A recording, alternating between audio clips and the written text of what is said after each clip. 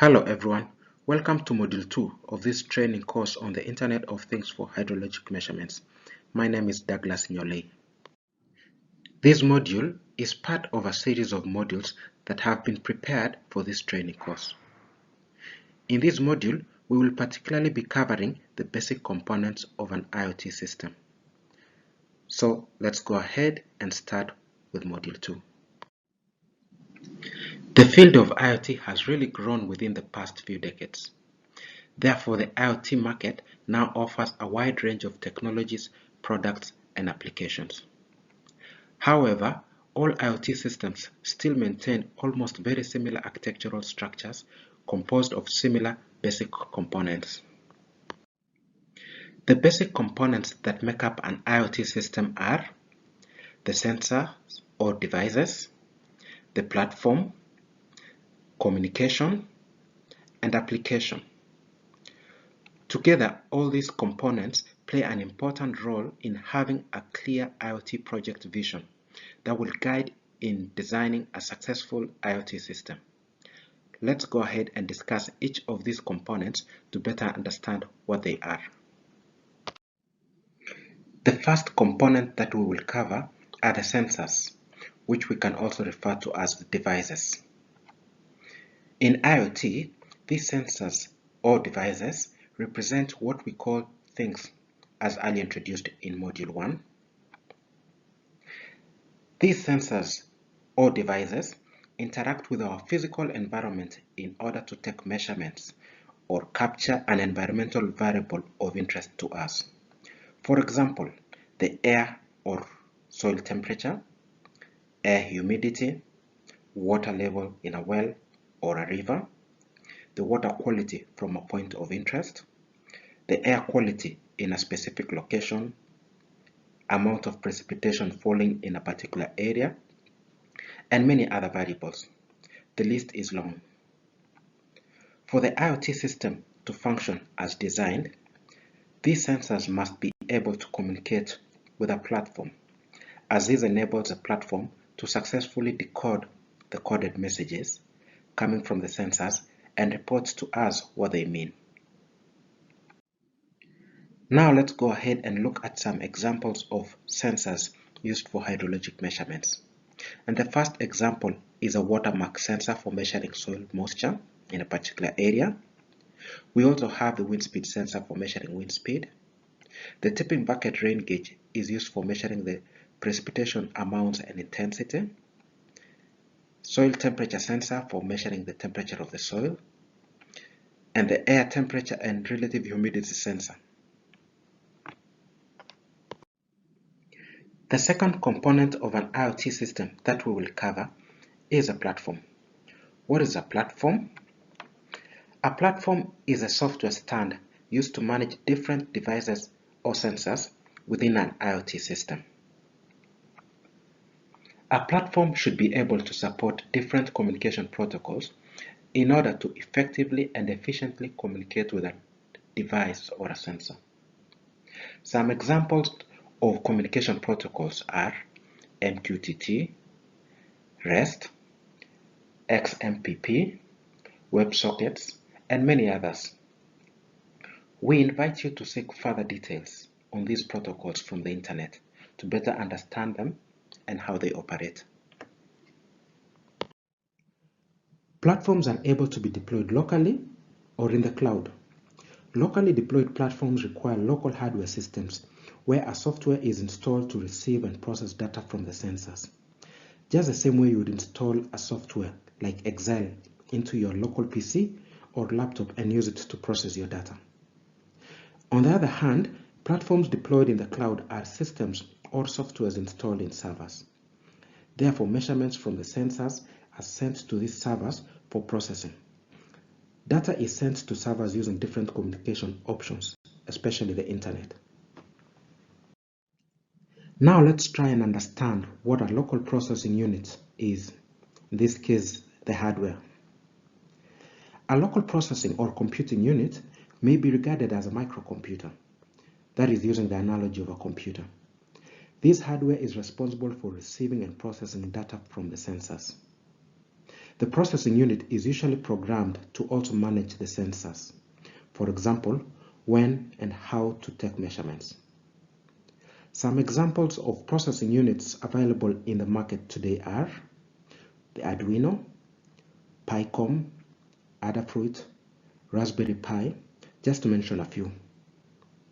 Once again, we invite you to search the internet for more information on these examples of processing units and many others out there in the market. How do we then communicate with the processing unit to give it instructions on what to do? We are all aware that human beings communicate with each other using human-to-human languages like English, French, Spanish, and many more. On the other hand, human beings communicate with computers using computer languages like Python, Java, C++, Fortran, which are commonly referred to as programming languages. To better understand the processing unit, we will use the analogy of a regular PC or laptop. In a regular PC, we always need to install a software into the PC, for example Excel, which we then run and use it to process our data. We can therefore define a software as being a collection of instructions that tell the computer how to work. These instructions are made up of numerous and complex scripts that are organized together to make up a program. In the case of an IoT processing unit, a relatively simple set of instructions in the form of scripts are uploaded to the unit and run for the instructions to be executed. A regular PC or laptop is more powerful and can run many softwares at the same time. But an IoT processing unit can only run one set of scripts at the same time. Therefore, all your IoT instructions need to be organized together, as you will get to see later in this course. The third component of an IoT system is communication. In Module 1, we mentioned that the letter I in IoT stands for Internet. But the communication system of an IoT doesn't only happen through the Internet. Most of the time, the Internet is preferred. However, other forms of communication pathways exist for data transmission from the processing unit. For example, Bluetooth, LoRa, Sigfox, Wi-Fi. Please note that Wi-Fi is not the Internet. Rather, the Internet can just be accessed through Wi-Fi. In fact, most IoT systems are designed to be able to use more than one communication technology, as we will see in the course of this training. Normally, the choice of communication technology to use in an IoT will depend on the distance between the devices or sensors and the location where we need to access the data. For example, when the distance is short, such as within a building or a field, short-range technologies may be used like Bluetooth or Wi-Fi. But when the distance is long, such as from one farm to another or from one region to another, long-range technologies are required, like the Internet, Sigfox, LoRa, LTE, and many others.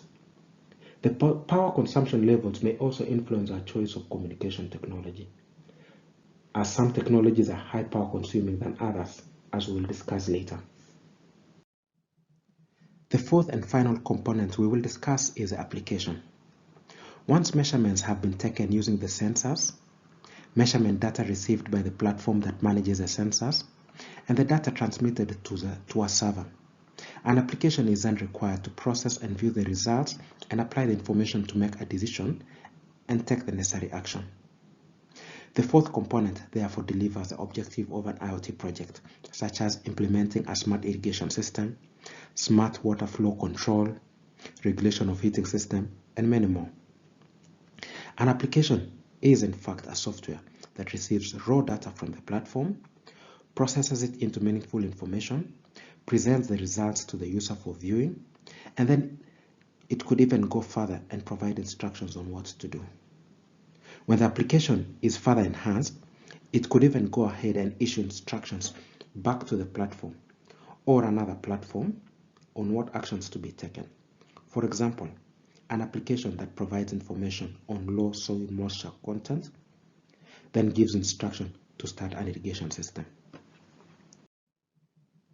To summarize all these components, we can then say the sensor or device is connected directly to a local processing unit which hosts the platform. The platform then has a set of instructions designed to manage the way the sensors work. These instructions also manage how and when the data from the sensors are sent to the servers hosting the application. Based on communication instructions from the platform, the data is then transmitted using the preferred communication technology, for example, LoRa, Sigfox, LTE, Wi-Fi, which then ends up in the servers that host the application. Most of the time, the server is accessed using the internet, but for sensors or platform deployed in remote stations without any internet connectivity, other communication avenues such as LoRa or Sigfox may be used to transmit the data to a gateway, which then transfers the data to the internet. Using the internet, the data can then get to the end server. The servers finally process the data and allow us to view the results using an application and inform us on the actions to be taken. What you see in this final slide is an example of a functioning IoT system for monitoring weather variables from a weather station. This weather station has numerous sensors, as you can see to the right, which are then connected to a platform, which then transmits the data to a server for processing before displaying the results in an application like the one you can see here. That's all from this module. Thanks, and see you in the next module.